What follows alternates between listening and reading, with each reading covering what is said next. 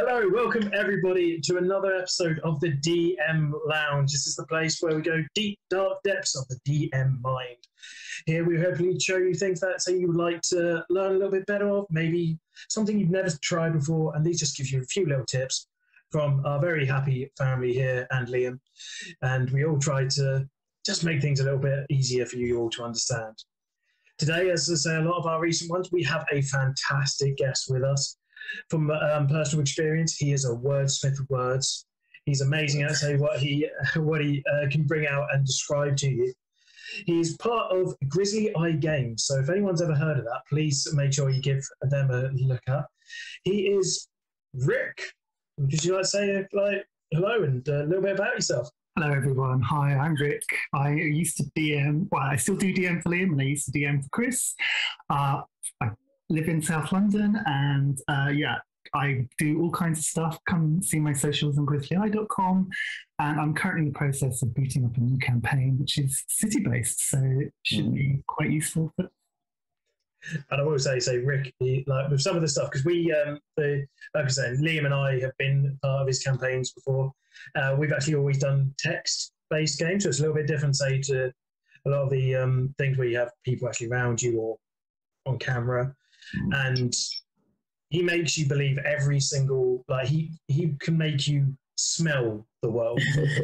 It requires an extra level because there's no facial expressions, there's none of those things, so it really does attest when you can. I genuinely know that God's given me the stink eye. It's good. And as always, say on our side sofa, I do have a couple of people from the 1 in 20 team. We have the absolutely fantastic, fabulous, stunning-looking Arthur, who's right. And then we have this guy who thinks he knows it all, but we all know he knows nothing. He is our resident dungeon master, Mr. Liam Wright. And now today, the question that I pose to all of you on my cyber sofa is: you're wanting to build a town or city in your created world. How do you build your town or city in the land you've created? So we're going to go through skills, tools, say good wording, or say how you want towns and cities to be made, maybe some experiences if you have any that you can think of. So starting with all this, Arthur, how would you start building a town or city? Well, I've not done this a lot. I've only really written one shot, which I'm currently expanding, and I do have designs to maybe do a campaign in the future, but that's very far off and still very theoretical at the moment. So I haven't done a lot of town or city building. I did have to do one to base the one shot in, and so I approached it from a sort of, what do I need in this city to, like, for the story? So very, very practical. Like, you know, I needed them to be working with guards. So I was like, there's got to be a guard headquarters. I need them to stay. I need to give them somewhere to stay. So there's got to be at least a tavern. And, you know, just sort of thinking, so I live near a city. And so I'm going like, what is there that, you know, things that have, they're there for a reason. So, you know, I decided to put it into districts because that was the easiest way I could think of making it real. So there's a shopping district and there's a warehouse district because people need to work. There's lots of residential bits, but some are poorer, some are richer.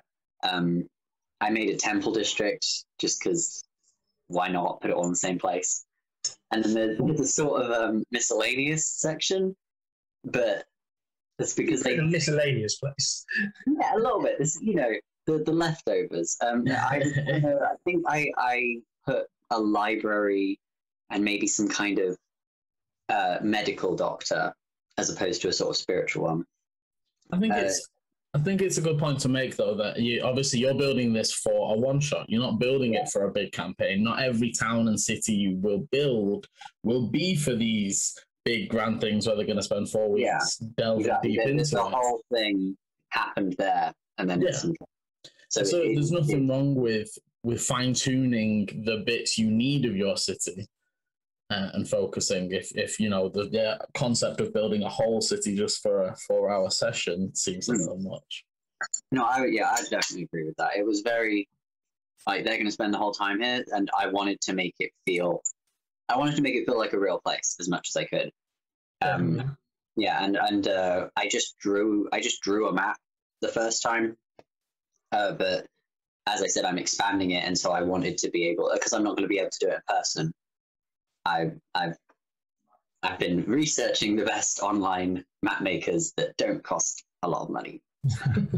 She's called Emma Linton, and she works around it. So when you were saying you drew say map, do you mean you drew the map of your town, or do you mean you drew a map of the whole world that you're going to be using? Because the whole thing took place either in this town or in the caves, so I just drew the town.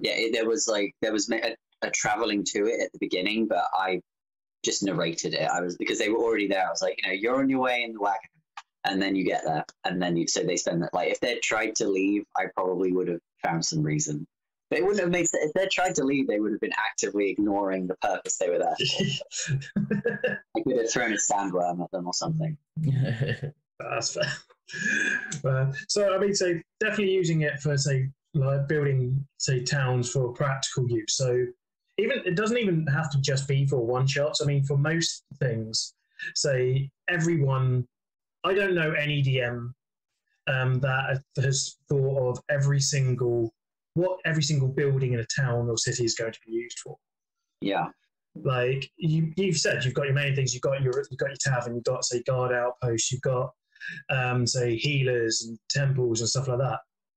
But what about just that street that's full of houses and things like that? So you don't have to fine tune everything. You only have to do it to the point that's what is needed for your story. Yeah. Sure. Yeah, it was very much like there was a couple of things that was like, what might they want to go see or run into, and those were very sparsely. It was sort of like I had about there's a fountain, there's a big fountain in a courtyard in the middle of the rich district, and everything else I would have just made up on the fly. Yeah, probably Victorian houses. I actually kind of like the idea of, say, what do they want to go see, and say next time in Ravis, Archie is going to want to go to a theatre show. And there was a theatre. There was two. Oh, there you go. There was next to I made like a central square, and so there was a large green area, the guard outpost, an indoor theatre, and an outdoor stage. But then I'm an actor, so that was priority. You have to be here. You can't have a city without the arts. That's true. I feel like in every city we go to now in Ravis, we have to make sure we look for what the arts are, just to see what rolls around in that DM head. So, right. Well, brilliant. That's definitely a great kind of like place to start, and just say to go with. So, Rick, if I may move on to you. So, like I said, I know that you go into great detail with how you make and create your worlds. I mean, especially because, like we've said, it's text-based, but where do you start with any of it? Like, when you go, you're building your town or city, you've got this idea. So I'm a great believer in like bottom-up design rather than top-down design. I know some people just start with a continent map and then drill in like that. So I'm a big fan of I call them micro settings. Starting there, you just have 3 locations. And then you probably noticed when we did the Black Griffin campaign that there was the camp, there was the city, and there was stuff in between. And then I guess I just sort of added stuff as I went along, as I needed it. Or, I had an idea for something and I just plunked it in. And probably sounds really... No, I totally get that.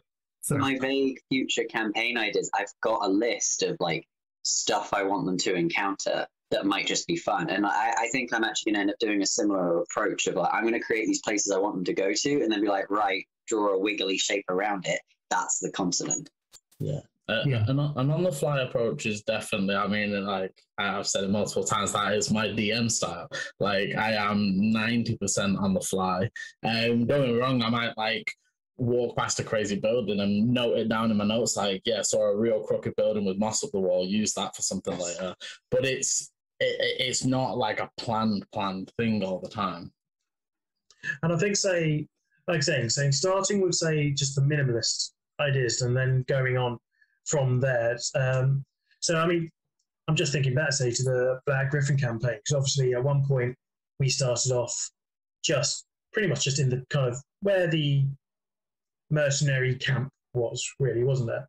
And as things went on, there was a building that housed the officers and things like that. And so did you always have that intention that this is how the ranks were going to be laid out, or did you think that, say, did you just go, okay, no, I want a nicer place for higher up people? Like, how did you go? Again, I guess it's difficult. It's I mean, how do you define a camp? I've never been in a military camp. I'm sure no one here ever has. I guess I start with, like, this is going to sound really pretentious, but the geography is plot, is what we sort of have here. Like, if you think about it, traveling from one place to another, you go over these hills, you go through these caves, that's plot, right? Like, you physically, like, there's a one-to-one correlation between physically traveling, but fundamentally, it's plot. So with the camp, I put in stuff that I needed in the plot, but then I guess what happens is you put stuff in that you need, and then you need to wire that stuff together, for example, and then that sort of creates something. And then once you started wiring it together, then that creates other problems. And before you know it, I had a camp. Yeah. Yes. It's kind of like starting somewhere and then questions start popping up and you just answer the questions. Yeah. So like your plot needs places in your wherever. And then those places need to be joined up, which again is plot. Like, how do your players get to and from these places? And obviously then, I mean, that sounds really mechanistic, but then obviously you need to do like flavor and fluff and stuff like that. I mean, I was going to ask as well, because obviously when we were in like the city of Dismas and those places, had you decided an overall theme? Because your descriptions, obviously, while you know, they might not have decided that street's got exactly these buildings on it, you always had the cobbled roads, the crooked buildings and the leaky roofs and those sorts of decisions that allowed you to flavor the world, or the city almost. How early did you make those decisions? I mean, it's a bit tricky. So cities are a difficult one, I find, because like you can make up places like lands and stuff like that, and they can have their own flavor. This one's an Arctic land. Cities are different though, and I sort of really struggle because what is the difference between one city and another city? You can't really say. I can tell you what the difference is between London and, say, Manchester. Obviously, there are some differences, but... Well, that's more about... like, if you're talking about purely the build of the place, any differences are going to be geographically related anyway. You know, like built around a river or not, and everything else will be more social, which has nothing to do with the building. No, they're almost like culture. There's like culture decisions rather than... Yeah, but then that sort of thing could influence what you put in the city. So, like, you know, going back to the arts thing, I mean, again, because it was a one shot, I didn't put this much thought into it, but going forward, when I build things, I could be like, right, I want this city to be a cultural wasteland. Nobody sings, nobody dances. It's like Footloose. So, so they're not going to have a stage. They're not going to have all kinds of stuff. You know, maybe they sound miserable. Maybe they don't even have parks, and that's why they're sad. You know, like, again, it's just asking questions. It is. Well, I suppose that's a problem. I mean, I sort of struggle a bit with that. Is that for me, the problem with cities is they're like they're not one thing. By definition, city is not one thing. It's lots of different things, and like the obvious stock fantasy way of organizing a city is to have different districts, but that's not really a sincere way. Like, if you go to a city, when I go to a city, I just don't go to the role-playing district, mathematics district. I go to, every person has their own city, and I think that's what you've got to try and capture with a city, is that you want the city to be there for the adventurers, so you want them to have access to adventurous stuff, because they're not going to want to interact with, I don't know, for example, a bathhouse, because I've never known any of my players wash. My PCs, rather, not my players.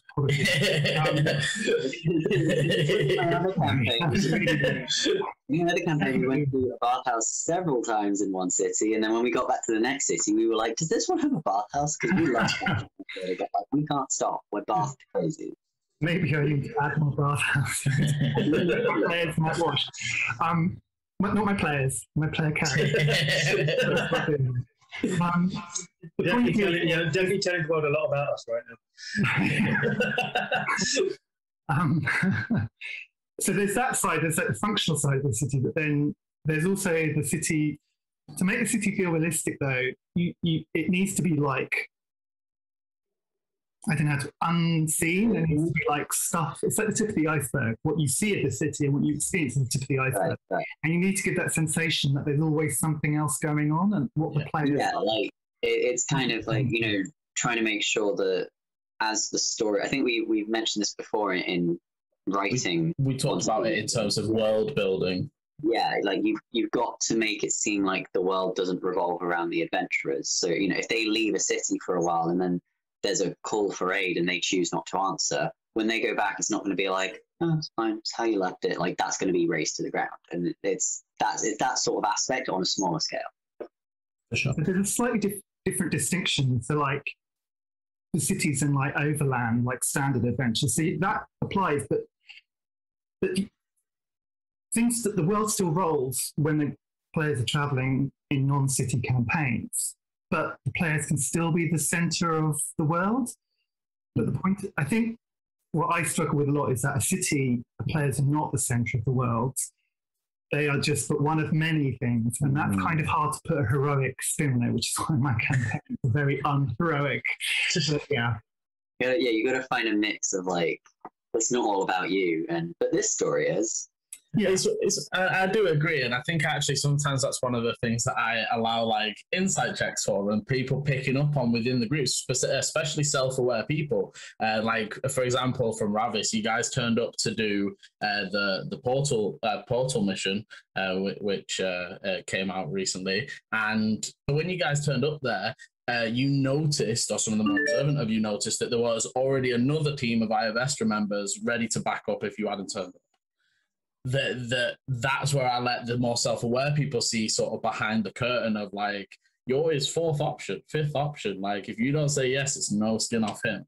And I like those moments to remind players, like, you are a hero, but like, this guy doesn't care. Yeah, like you are very important and necessary, but you are just one cog in this entire plot. Yeah, every cog is necessary. Whereas I think my campaign's the reverse. I feel like my players suffer for complete lack of agency. Sorry, guys. I disagree with that entirely. I've been, say, part of your, say, a couple of your kind of campaigns, and I used to love, say, just the level of kind of detail that you went into. In terms of agency, though, he is right in terms of like we were commanded almost. We were military units, so we kept getting sent into awful situations with no information and no backup, and sort of almost like. But then that's the difference in terms of the feel of the whole campaign, isn't it? That was almost a forged through trauma heroes rather than heroes because you're heroes kind of story. Yeah. Like school friends. Yeah. You got heroes as school friends?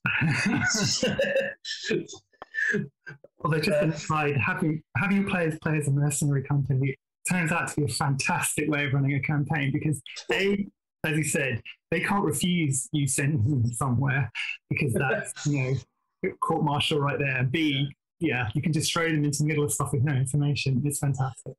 Yeah, that's literally the beginning of the one shot. Is I'm like, when they're creating their characters, I'm like, right, so you're a mercenary, you don't get a choice about this, because otherwise my story doesn't work. So. Right, now I'm just going to bring this just back to what we're discussing here. Okay, well, thank you obviously for just going through some of the ideas that you go through with it. Liam, we always keep referring to Ravis. I know you've got a plethora of things that you've made. how did you make? Where was the first city we were? Well, Elysium. So Elysium. Ravis is an odd one.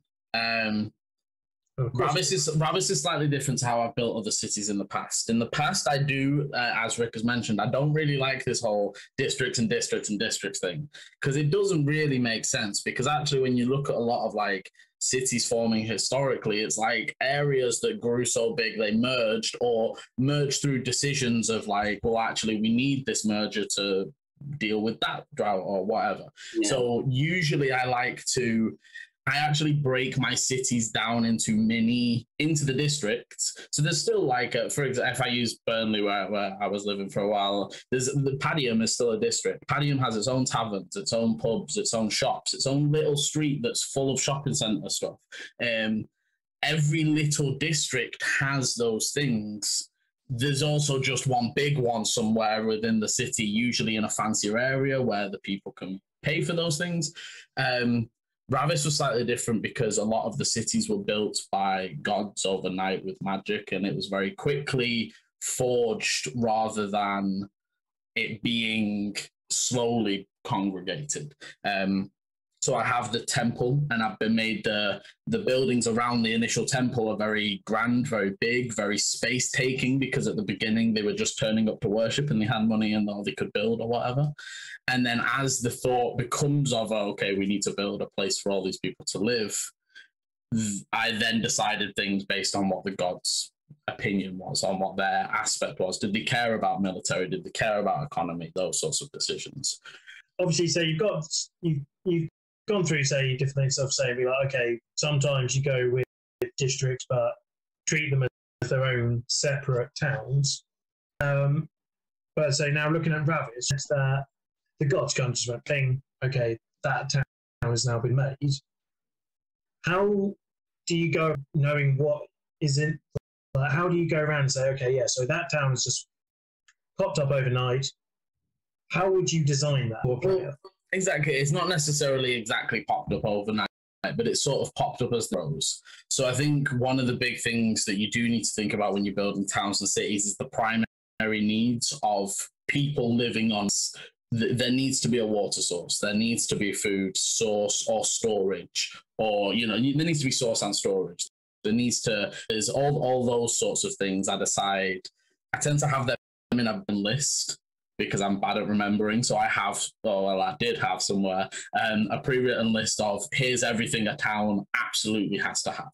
Yeah, like the necessary for living. I want to say obviously that isn't the case. Yeah, the necessary stuff for survival. Yeah, for shelter and all those sorts of and then it's more of a. In terms of with Ravis, it was like I said, so they needed water, so they built the water. Whole cities weren't made exactly, but it was very quick compared to other things. I think in building it, I tend to take examples from other cities. I like to look at, and not just realistic cities, fantasy cities as well.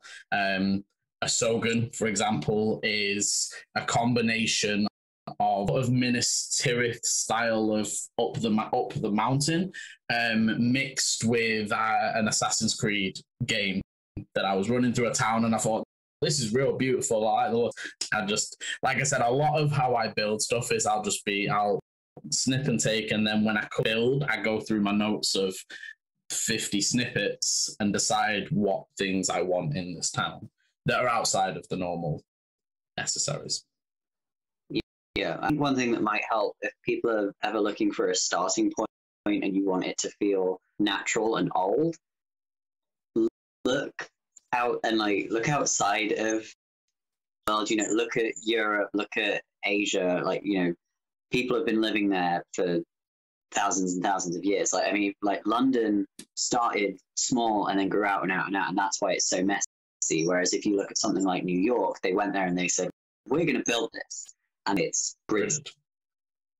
So if you are going for a sort of natural spread, then yeah, just pick some random in Europe or Asia or something, and be like, that's what I'm going to go for. And you could basically just steal a borough of London and be like, this is my city now.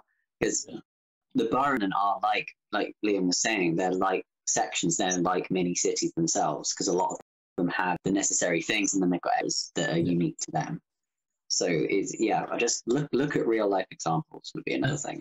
And like Rick said as well, I think what really makes a city feel alive, it isn't knowing what every street is and knowing what every building is going to be. It's actually that feeling of some stuff happened today. So yeah, like sometimes I don't know what's in a city just by sort of driving the towns abuzz with the news of something that happened yesterday. Can immediately give the players like this intrigue to go and then investigate. And then, like you said, you can make your decisions in terms of the players go, well, actually, we'd like to go to the main hall.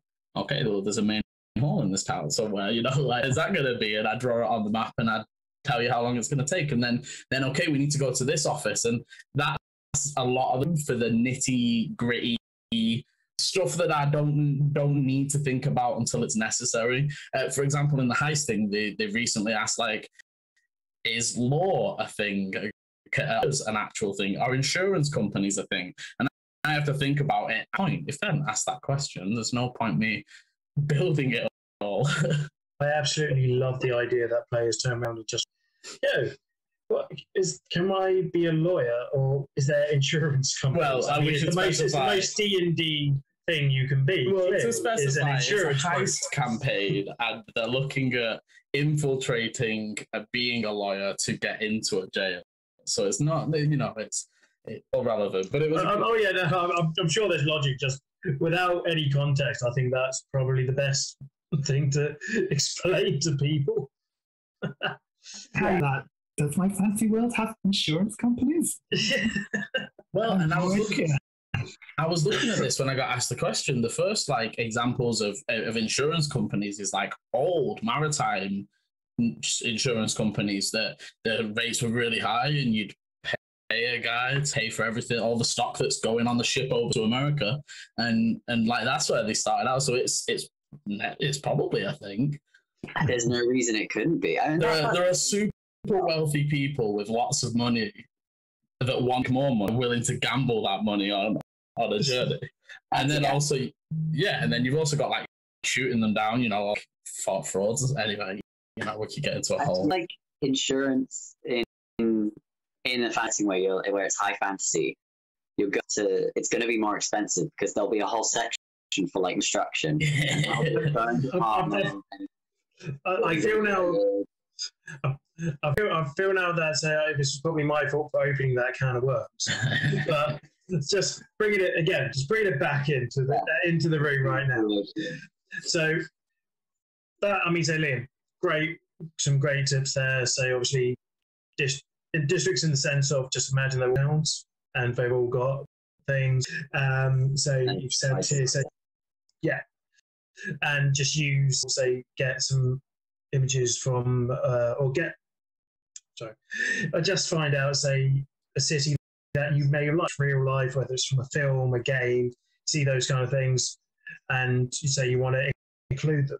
Now I got a good question personally for that I'm going to talk to you all.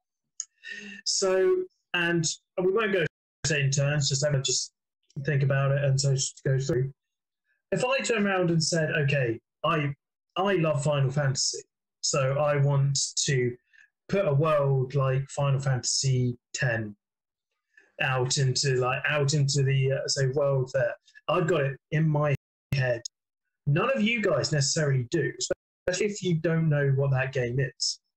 Yeah. How is the best way to make the characters and the players feel what you are thinking? Actually, this brings me to a point about earlier, which is like, again, we've been talking very mechanically about the city, but then there's the aesthetics of the city, which, I think that's what it's trying to get at with Disness, is that you can create a city, but creating an interesting, unique aesthetic for a city is hard. A unique one, or it doesn't have to be unique, but a novel one. A, and then B, how do you then express that to the player? Yeah. And that's definitely like I said, if we ever get to the point where I actually do run a one shot or something like that, every person will find out that my descriptions are, yeah, there's a wall. Well, I mean, something that I'm doing in my expansion one shot is like, I know that there are parts that I want to make sure I get something particular. So even though most of the time, if they're like, oh, I want to go into that section, what's there? Then I'll be able to go, oh, well, there's a building like this or whatever. This is like, I can come up with that much on the spot. But there are sections that I want them to see what I'm seeing. So I'm writing it in advance. So, for example, there's a sea cave that they're going to end up in at one point. And I didn't want them to, finish the encounter there and then look around. And I'm like, cave, there's ice. Yeah. Did I mention it's a cave? Yeah, it's nice cave. That doesn't give you anything, especially because for me in the moment, that's an important part of the story. So I want them to see and feel what I'm feeling. So I'm writing it in advance. And I guess, just if you're trying to go for something specific, say this city in Final whatever. Sorry. Clearly somebody agreed with that comment. that's a YouTube like right there. Yeah, I guess trying to evoke a particular thing that already exists. Try and maybe write a list of things that identify it for you. So say you were trying to describe, like say Cambridge, for example, which I live near. I would talk about the architecture of the churches and the universities, and that they're all, and the streets are narrow and quite cobbly, and it's got these green spaces and beautiful old buildings, and there's the river running through it. I would think, what makes me think of this place?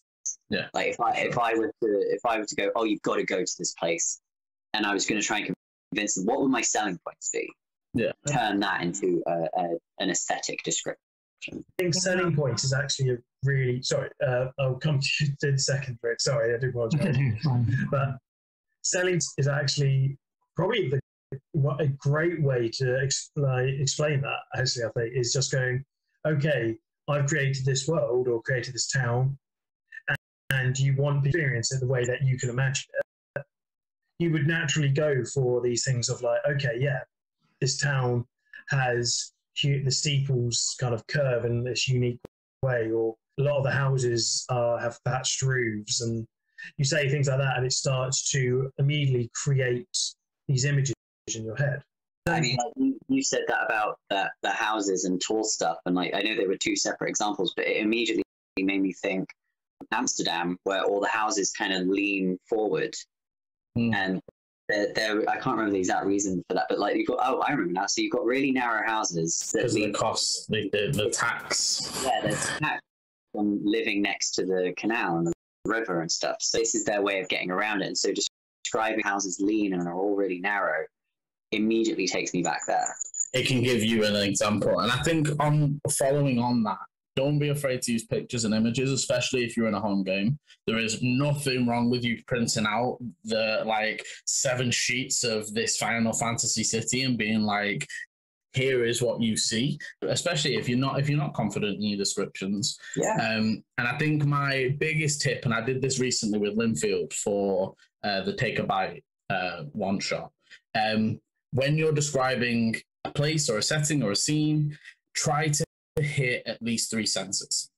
Something, obviously, what they can see is the obvious one. They're always going to ask what they can see. But telling them what they can smell, what they can hear, what it feels like on their skin can take them to places they've been. By saying the dripping in the background and the cold breeze on your skin, people go to caves or cold evenings, and you can take people to places they've been better by activating sensory memory than you can by just saying it's a cave with a dripping water in the background. Using that. No, I wasn't. Sorry. No. I was literally just about to say apologies for cutting Liam off, but I realised that I spoke over Rick earlier, so I wanted to go back to him. I was just going to say, you shouldn't underestimate the power of under-describing stuff. I think Chris mentioned sort of stuff like, or you come up to a wall, but I think there's a lot of power in focus on certain, like, I don't know how to words, but a lot of like, you don't need to describe everything in excruciating how important to what your city is. Like, I don't know, they come up to a wall, but then if you keep saying you come up to a wall here or there, then they realise that this place is a warren, for example, and things like that. Or, you know, you come to a cave, maybe it doesn't need that much explanation. I think you can get wound up thinking, oh, this has got to live for my players, but there's ways of doing it without having to. Yeah. You don't have. Sorry, Arthur. I was just, pick your moments. Yeah. You don't have to go, say, like, over the top things. But again, I'll say I'm using Rick here just because, as I've had experience, and I think it definitely helped in a text-based game because it meant that I was reading everything you were putting, and it was almost like reading a book. It created those images in my head. And I will say, there's been no one who I've played with DM Noventium that has been able to create such vivid images as you have. Thank you. So this is where I say I'm generally kind of just say when you anyone here who wants to create a town and cities, I think part of it is obviously physical layout. The much more personal touch is exactly what we've all discussed here. That if you go through, say, senses, and if you think of maybe just a couple of details, whether it's about narrow roads, cobblestones, thatched roofs, anything like that, you've just gone through, I just went through all of my descriptive words in that. Yeah, you basically described Cambridge, so that's cool. Yeah, I literally repeated what you said. Again, it wasn't me that said thatched roofs, but there are lots of them in this village around there. So I think things like that really help bring it into, say, like reality almost for a player, because they can feel that they've got the image of this cave, lane, whatever. They can go, okay, I want to walk down there. And I think that's the thing that really, I would argue, this is my own personal opinion, that I would argue that is more important than how technically sound your city or town is. No, I'd agree with that. You could forget the water system and sewer system, and as long as it's described and the players feel like they want to, that the city's alive, that's a success. Yeah. I mean, I find it quite useful. Sorry. No, you go. I find it quite useful to think about like the humble dungeon. I think that's quite a useful when you're doing other spaces for your players to explore. I mean, think about what a dungeon is. You can go in certain directions, you can't go in other directions, things are here, there and everywhere, and then that sort of tells you what you need to do for a city. So they need to be able to get somewhere. Again, plot is geography. They need to understand where to go and things like that. So I'm rambling again. It's okay. No, please carry on. I was saying that I said it. The Humble Dungeon is a great tavern name. I will be using it. Yeah. I'll make the bartender. He can be called Rick.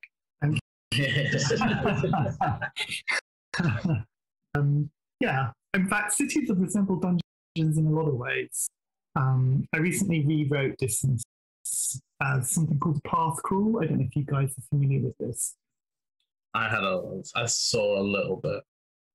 Yeah, so if you Google Path Crawl, way of designing overland adventures where instead of like doing it by a hex, you do like nodes and then between the nodes. Right. I did that for Overground, and I did it for a city.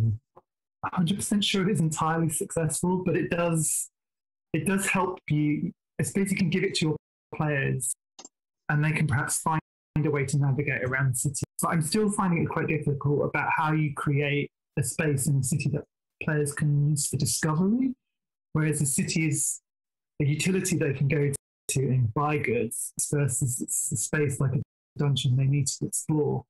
And or the set adventure, which is what I'm trying to do, and that's what I still struggle with. That I'm not sure what the solution is. I don't think there is a solution, and I think that's one of them that makes it so difficult. Like you could come about building your city and your adventure 300,000 different ways, and I think at the end of the day, obviously we've said it before, but as long as your players are having fun, it is successful. And it's a hard one to sort of take. I find that I'll be like, oh, the players are really enjoying this line, but it doesn't really make sense with what I was going for. But just you gotta just roll with it sometimes. But I do. Oh, thank you. But right, I'm gonna have to wind this up now, because I am aware that I'm actually not aware of how much we've spoken, but based on the few times I've had a glance at the clock, I feel like, say, everybody watching this probably is done looking at Liam's face. So I think we need to get this all fixed up. It's okay. He knows I'm joking.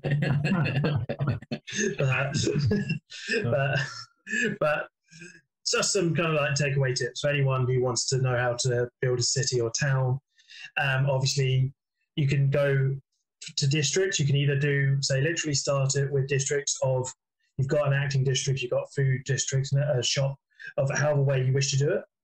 Or you can think of it as more of the districts are almost towns themselves, and they all inside have their own things. You can go through, looking at real life and fantasy cities. So maybe that's how you can describe the outside. And maybe for, like we said, Minas Tirith from Lord of the Rings, you can put that into, maybe one of your own stories. You can go by exactly what Rick said as well, which is just keep it minimalist first. So you start off with the bare basics of what you need, and then go, right, okay, but then what's this next part? And then go and just put in what you want there. I think, as we've all mentioned, probably the best thing in, any town, city, or probably anything in D&D in general, is that if you can get, your descriptions to emulate real life and make you think or make you envision something, because everyone will always envision something different. What I think will never be the same as what Arthur thinks, which will never be the same that Rick thinks. And if you can make everybody on that table think at least in a similar way to what you can imagine, then you're doing something fantastic. You've got serious talent, and I am completely envious of you. But I think that's probably the best place for us to end today. So I'd just like to thank you all for joining me on this Cyber Sofa. Hope everybody enjoyed that. I did. Yes, very much so. So it's been lovely to finally meet Liam and Chris. Yeah. Thanks to you. Yeah, it's lovely to finally speak and see you, Rick. Right, so if you want to catch any of us, obviously you can come visit us at 1in20 TTG. That's our Twitter account, and it's the same for our YouTube. Please come watch Ravis. That is every Sunday at. Well, it's actually changing, so. So please come and watch us every Sunday. So our times are currently jumping a bit about, but it just means that you have to give it a look and just join us on Monday. They'll be up on Monday. But we're really professional. But if you want to question any of us, or if you wish to send a question to the DM Lounge, we're always happy to try to give it a go. My Twitter handle is @ScholarChris. You can find Liam at that guy, right? Find Arthur at Lamb Arthur Lamb. And I'd just like to say a huge thank you to Rick for joining us. Anyone who is slightly interested in, just seeing what he can make and how much detail, please go. Sorry to cut in, but if you love dark and gritty, Rick's your. So, and if there's this is what happens when you cut off the host with the most. So, but yes, Rick, thank you so much for coming to us. Please, everybody, have a look at Grizzly Eye Games. You will not be disappointed.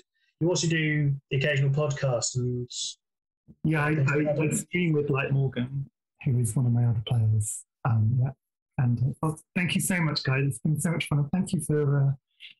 Thank you for being here. Thank you.